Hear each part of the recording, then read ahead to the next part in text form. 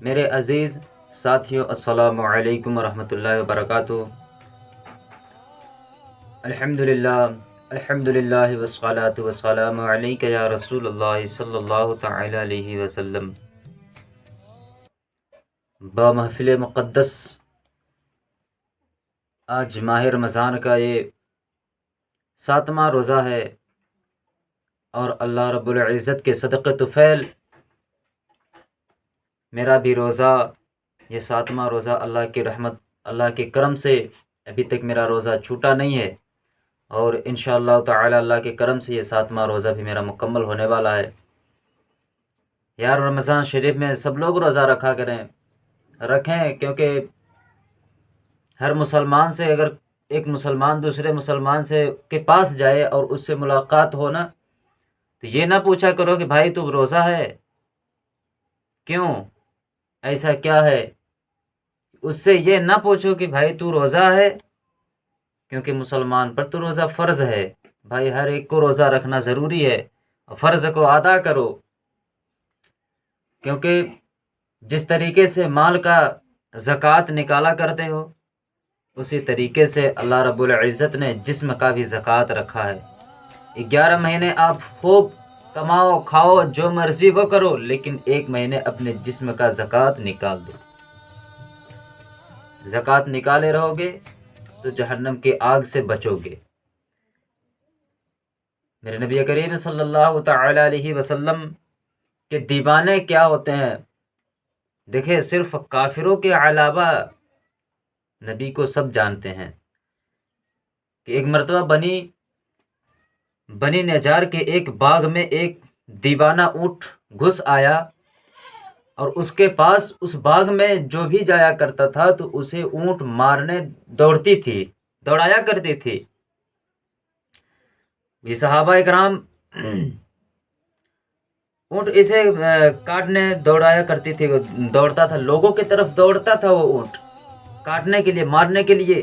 لوگ حیران تھے، پریشان تھے کہ باغ میں کوئی جا نہیں پا رہا تھا، کیونکہ اونٹ تھی اس میں، اور اونٹ ہر ایک شخص کو دوڑا رہی تھی، مار رہی تھی، تو کسی کی ہمت نہیں ہوا کرتی تھی کہ اس کے اندر، باغ کے اندر جائیں اور اس میں سے کچھ پھلوں کو توڑ کر کے لائیں اور کھائیں۔ یہ صحابہ کرام بڑے پریشان تھے، اور حضور صلی اللہ تعالی علیہ وسلم کی خدمت میں حاضر ہوئے اور سارا قصہ عرض کیا۔ حضور نے فرمایا چلو میں چلتا ہوں۔ میرے حضور نبی کریم صلی اللہ تعالی علیہ وسلم خود آ رہے ہیں، اور ایک بات یاد رکھنا، اس کے بعد میں انشاءاللہ بتاؤں گا آپ کو۔ میرے حضور صلی اللہ تعالی علیہ وسلم کہتے ہیں کہ چلو میں چلتا ہوں تمہارے ساتھ میں، اور میں دیکھتا ہوں۔ چنانچہ حضور اس باغ میں تشریف لے آئے، اور اس اونٹ سے فرمایا ادھر آؤ، اونٹ کو آواز دیے کہ اے اونٹ ادھر آؤ۔ اونٹ دوڑتی ہوئی حضور کے بارگاہ میں آئی، حضور کے قدموں میں گر گئی۔ وہ اونٹ، اب دیکھیں، یہ ایک جانور ہے جو کہ سب کو کاٹنے کے لیے دوڑا رہی تھی، مارنے کے لیے دوڑا رہی تھی، لیکن حضور آئے تو ان کے قدموں میں گر گئی، قدموں میں آ گئی۔ تو میرے حضور صلی اللہ تعالی علیہ وسلم صحابہ کرام سے کہتے ہیں کہ جو اس کا باندھنے والی یہ رسی ہوتی ہے، ڈور لاؤ۔ صحابہ کرام جاتے ہیں اور لے آتے ہیں اسے، اس کا باندھنے والا یہ جو ڈور ہوتی ہے، رسی تھی، لے آتے ہیں، اور حضور میرے آقا کریم صلی اللہ تعالی علیہ وسلم اس کے گلے میں باندھ دیتے ہیں۔ باندھنے کے بعد اس اونٹ کو مالک کو واپس کر دیتے ہیں۔ پھر میرے آقا کریم صلی اللہ تعالی علیہ وسلم کا حکم جانور بھی جاری ہے، اور کائنات کی ہر شے بحض کافروں کے علاوہ یہ سب جانتے تھے اور جانتے ہیں کہ اللہ کے رسول ہے یہ، صرف کافروں کے علاوہ، کہ جان کے بھی وہ انجان بنا کرتے تھے، جان بوجھ کے بھی وہ انجان بنتے ہیں کہ وہ اللہ کے کوئی رسول نہیں ہے، وہ ایک انسان کی طرح ایک انسان ہے۔ ہاں انسان تو ہے، لیکن اللہ کا نور ان کے رگ و رگ میں بھرا ہوا ہے۔ یار مسلمانوں، آپ مت اس خیال میں پڑو، آپ تو مسلمان ہو، بڑے خوش قسمت والے ہو، اللہ رب العزت نے مسلمان کی زندگی عطا فرمائی ہے، بلکہ کافروں کی زندگی میں نہیں دیا ہے۔ دیکھیں میں نے ابھی اونٹ کے بارے میں کہا ہے کہ اونٹ حضور کے بارگاہ میں آئی، ان کے قدموں میں گر گئی۔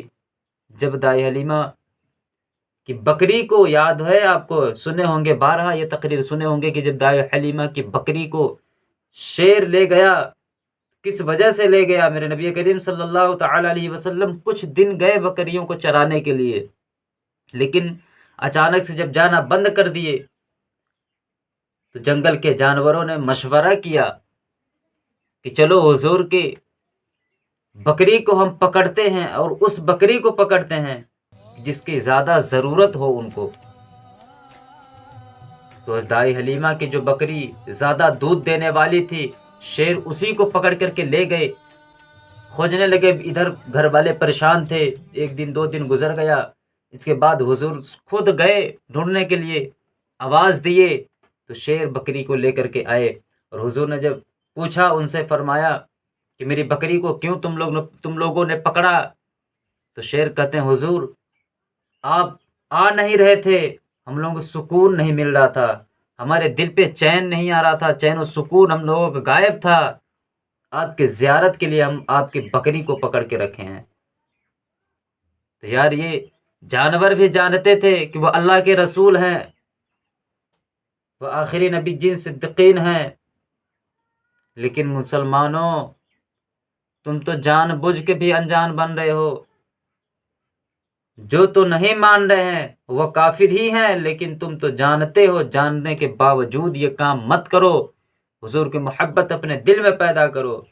آؤ میں ایک پہلوان کی میں بات بتا دوں، ایک واقعہ، چھوٹی چھوٹی واقعہ جو ہے اسے غور کرو، انشاءاللہ اگر بات سمجھ میں آئے گی تو آپ دیوانے ضرور بن جائیں گے۔ خالد کی ٹوپی، یہ ٹوپی میں وہ اس کی کیا ایسی عظمت تھی کہ وہ اس بغیر ٹوپی کے اس کو سکون نہ ملتا تھا خالد کو۔ دیکھیں آپ بہت غور سے سنیں، اب میں بتاتا ہوں آپ لوگ ضرور سنیں۔ حضرت خالد بن ولید رضی اللہ تعالی عنہ جو اللہ کے تلواروں میں سے ایک تلوار تھے، اللہ سبحان اللہ، یہ اچھی بات ہے، خوشی کی بات ہے کہ حضرت خالد بن ولید حضرت رضی اللہ تعالی عنہ جو اللہ کے تلواروں میں سے ایک تلوار تھے، وہ خود ایک تلوار تھے۔ آپ جس میدان میں آپ جنگ کرتے تھے وہاں سے ہار نہیں مانا کرتے تھے، بلکہ جیت کر کے آیا کرتے تھے۔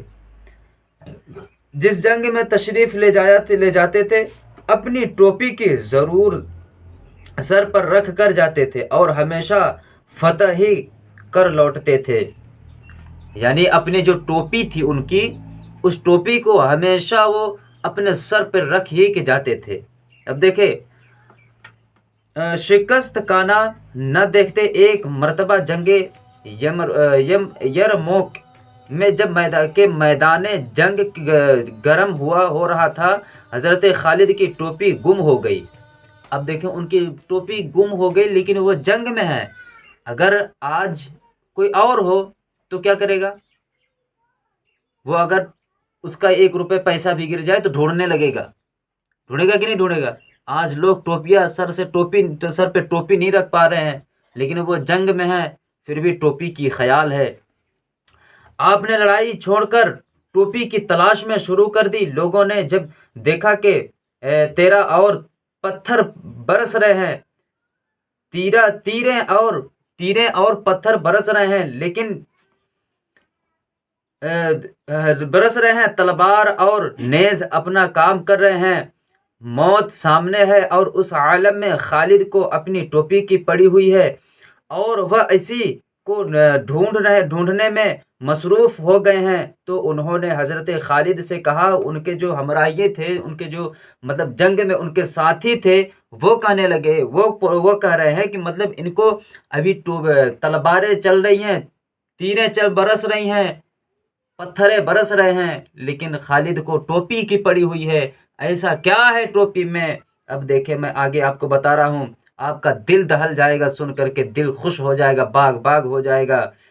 جناب ٹوپی کا خیال چھوڑیے اور لڑنا شروع کیجیے۔ حضرت خالد نے ان کی اس بات کی پرواہ نہ کی اور ٹوپی کی بدستور تلاش شروع رکھی۔ آخر ٹوپی ان کا مل گئی تو انہوں نے خوش ہو کر کہا، بھائیو جانتے ہو مجھے یہ ٹوپی کیوں اتنی عزیز ہے؟ اب انہوں نے اس ٹوپی کی اہمیت بتا رہے ہیں، عزت بتا رہے ہیں کہ اس ٹوپی کی اہمیت کیا ہے۔ آپ ضرور بنے رہیں۔ اے میرے عزیزوں، جان لو کہ میں نے آج تک جو جنگ بھی جیتی ہے اسی ٹوپی کی تفیل ہے۔ میرا کیا ہے؟ اسی ٹوپی کی تفیل میرا کیا ہے؟ سب اسی کی برکتیں ہیں۔ میں اس کی بغیر کچھ بھی نہیں، اور اگر یہ میرے سر پر ہو تو پھر دشمن میرے سامنے کچھ بھی نہیں۔ لوگوں نے کہا، آخر اس ٹوپی کی کیا خوبی ہے؟ اب لوگوں کی یہ وہ مطلب غلط فہمی، جو لوگ یہ سوچا کرتے ہیں کہ اس ٹوپی میں کیا، اگر آپ کچھ اچھا چیز بتاؤ تو انہیں ضرور لگتا ہے کہ اس میں کیا ایسی خاص ہے کہ جو ایسے آپ بتا رہے ہیں۔ تو فرمایا، یہ دیکھو اس میں کیا ہے۔ حضور کے بال مبارک تھے، ان کے حضور کے بال مبارک تھے اس میں، جو کہ وہ سل ڈالے تھے حضرت خالد بن ولید، اس میں سل کے رکھے تھے۔ حضور کے بال مبارک جس چیز میں ہو اسے کیسے دشمن مار سکتے ہیں، اسے کیسے دشمن گرا سکتے ہیں؟ یہ طاقت ہے حضور کی شان کی۔ تو یار اپنے دل میں، یہ رمضان شریف کا مقدس مہینہ ہے، اپنے دل میں اللہ اور اس کے رسول کی محبت پیدا فرما۔